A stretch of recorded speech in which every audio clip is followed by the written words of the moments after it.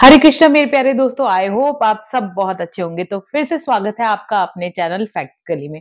मैं कंचन गुप्ता आपको वो किस्से और अनुभव शेयर करती हूँ जो लोगों ने भक्ति में आने के बाद फील किए हों। तो आज इस वीडियो में क्या है नया, तो अंत तक जरूर बने रहना और साथ में बेल आइकन को दबा देना ताकि आपको आने वाली सभी वीडियो की नोटिफिकेशन टाइम से मिलती रहे। तो चलिए देर न करते हुए आज का वीडियो शुरू करते हैं। तो आज का अनुभव जो भेजा है वो हमें भेजा है मोहन जी ने, जो कि दिल्ली के रहने वाले हैं। तो मोहन जी क्या बताते हैं, तो वीडियो में टिल एंड बने रहना। तो आज इस वीडियो को शुरू करने से पहले मैं आपको एक चीज बताती हूँ। बहुत सारी वीडियोस में हम देखते हैं कि आदमी गलत है, आदमियों ने गलत किया, एक्स्ट्रा एक्स्ट्रा मैरिटल अफेयर किया या कुछ भी, या तलाक दिया, डाइवोर्स दिया या कुछ भी ऐसा। लेकिन इस कहानी में थोड़ा सा चीजें उल्टी हैं। ये जो एक्सपीरियंस है वो बताते हैं, मोहन जी बताते हैं कि वो बैंक में एक एम्प्लॉई हैं, गवर्नमेंट बैंक में एम्प्लॉई हैं और उन्होंने कुछ 1.5 साल पहले लव मैरिज करी अपने ही बैंक की एक स्टाफ से। और सेम जो उनका लेवल था, पोस्ट थी, उसी के सेम उनकी वाइफ की पोस्ट थी। लव मैरिज करी और हालांकि फैमिली वालों के अगेंस्ट ही करी थी क्योंकि उनको ये रिश्ता समझ नहीं आया था। बट फिर भी उन्होंने सोचा कि हम दोनों का पोस्ट सेम है, हम दोनों के विचार मिलते हैं और शायद हम एक दूसरे के काम को समझेंगे। ये सब सोच के उन्होंने शादी कर ली। लेकिन ये शादी लंबी नहीं चली, ये शादी सिर्फ चली 3 महीने के लिए। 3 महीने के बाद वाइफ की डायरेक्शन और हस्बैंड की डायरेक्शन कुछ कुछ अलग हो गई। वाइफ वर्किंग थी, वो भी सेम सेम ही बैंक में दोनों वर्किंग थे, सेम पोस्ट पे। तो अब जो प्रॉब्लम्स आने लगी उनके सामने, ये आने लगी कि वाइफ जो जैसे खाना बनाना या कुछ भी काम था, तो वो ना करती थी और थोड़ा-सा प्रॉब्लम क्रिएट करती थी कि मैं नहीं करूँगी। इन सब चीज़ों को लेकर ना डिफरेंसेस बढ़ने लगे। जब मदर इन लॉ भी साथ में रहती थी, लेकिन मदर इन लॉ का विचार ये था कि थोड़ा बहुत तो काम करना पड़ेगा, आप वर्किंग हो तो भी काम तो करना पड़ेगा। लेकिन मोहन जी की वाइफ ये समझने के लिए बिल्कुल रेडी नहीं थी। उनको अपनी जॉब का बहुत गुमान था कि हाँ, मैं भी आपके बेटे जितना ही अर्न कर रही हूँ, मैं बिल्कुल भी काम नहीं करूँगी। जब परेशानियाँ इतनी आने लगी, ये सब डिफरेंसेस आने लगे, तो मोहन जी की वाइफ ने फैसला किया कि मैं अब इस घर को छोड़ के चली जाऊँगी और मैं अपना पालन-पोषण बहुत अच्छे से कर सकती हूँ क्योंकि मैं वर्किंग हूँ। तो ये करते हुए 3 महीने की शादी को वो छोड़कर अपने मायके शिफ्ट हो गई। अब मोहन जी ने कोशिश करी उनको लाने की, मिन्नतें भी करी, बहुत कोशिश करी, लेकिन वो कहते हैं ना, तीर निकल चुका था। मोहन जी की वाइफ ने उनके लिए कंप्लेंट दर्ज करा दी कि वो उत्पीड़न करते हैं, मतलब घर में मार-पीट करते हैं, ये सब करके। एक गवर्नमेंट एम्प्लॉयी के लिए बेहद दुखदायक था कि ऐसी कंप्लेंट उनके ऊपर दर्ज कर दी गई है। ऑफिस में भी ये बात फैल गई। वो बताते हैं कि मुझे ऑफिस में जाते हुए भी बहुत शर्मिंदगी का सामना करना पड़ता था क्योंकि हम एक ही ब्रांच में थे और मैं अक्सर उसको देखता था जिसमें कि वो मेरी वाइफ थी और वो मुझसे बात नहीं किया करती थी। वो जाकर अपनी सीट पे बैठ जाती थी और पूरे ऑफिस में मेरे बारे में सब बातें फैल चुकी थी कि मैंने उसके साथ कुछ भी गलत किया, ये जानते हुए। तो वो कहते हैं कि 6 महीने बीत गए, कुछ भी नहीं हुआ, वाइफ आने का नाम ही नहीं ले रही थी। कोर्ट केस चल पड़ा था तलाक के लिए।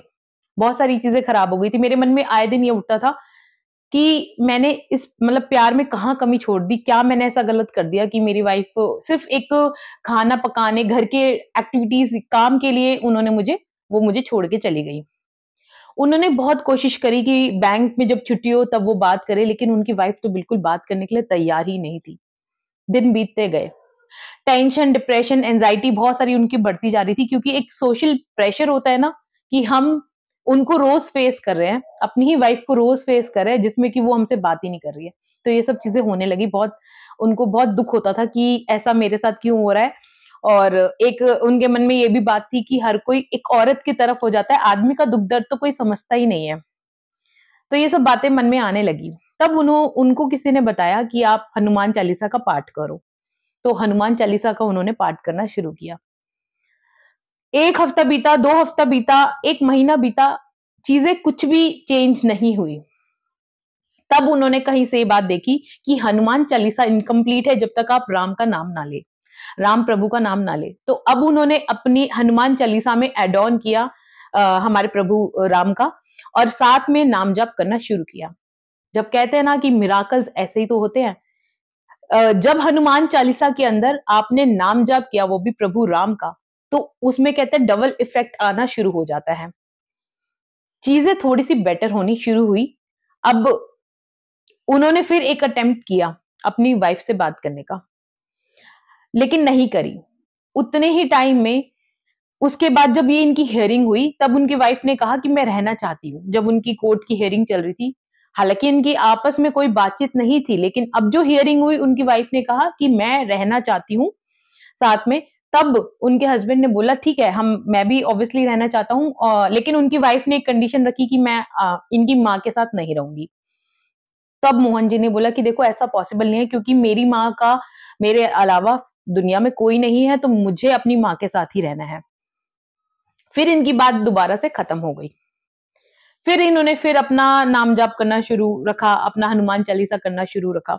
उसके बाद ये बताते हैं कि एक दिन इनकी वाइफ का कॉल आता है और वो कहती है कि मुझे ना लोगों को देखकर बड़ा दुख होता है कि सब लोगों ने अपनी फैमिली बसा रखी है, लेकिन मेरी लाइफ 1 साल से खराब है। मैं शादीशुदा होकर भी शादीशुदा नहीं हूँ, ना हम लोगों का डाइवोर्स हुआ, बस शायद हम अपनी लाइफ खराब कर रहे हैं। तो मोहन जी ने ये बात कही कि यही बात तो मैं इतने सालों से तुम्हें समझाने की कोशिश कर रहा हूँ, लेकिन तुम तो समझना ही नहीं चाहती।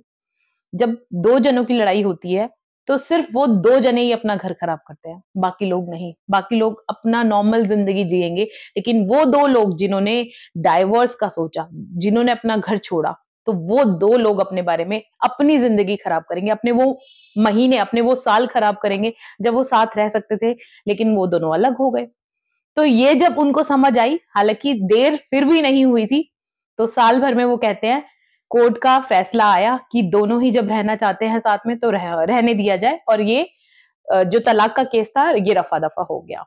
आज वो कहते हैं, ये बात बताई उन्होंने हमें, कल ही बताई उन्होंने, तो वो बताते हैं कि मेरे मन में एक ख़्याल आया कि प्रभु कभी-कभार देर से सुनता है लेकिन सुनता ज़रूर है। तो हमने भी उनको एक बात बोली कि देखो जो प्रारब्ध है, जो आपको फेस करना है, जो चीज़ें आपके साथ होनी है, वो तो होनी ही है। उन चीज़ों से आप भाग नहीं सकते हो। दुःख जो आना है वो तो आएगा ही, लेकिन किस लेवल में आएगा, ये आपकी अपनी भक्ति के ऊपर डिपेंड है। भगवान आपको इतनी शक्ति देता है नाम जाप के बाद कि वो दुःख आकर आपके ऊपर चला जाएगा, लेकिन आपकी ज़िंदगी तहस-नहस नहीं करके जाएगा। ये अब आप पे डिपेंड है। तो नाम जाप के बहुत सारे बेनिफिट्स हैं, जो मैं आपको रेगुलर स्टोरीज़, एक्सपीरियंसेस में शेयर करती रहती हूँ। आई होप आप ये वीडियो एन्जॉय करते होंगे। तो अगर आपके साथ भी कोई ऐसा किस्सा अनुभव हुआ है, जिसकी वजह से आपकी लाइफ में आपने प्रभु को मानना शुरू किया, आपने उनकी मिराकल्स, उनके चमत्कार को महसूस किया, तो आप ज़रूर बताइए ताकि और भी लोग मोटिवेट हो सकें। तो मिलते हैं अगली वीडियो में, तब तक के लिए जय श्री राम।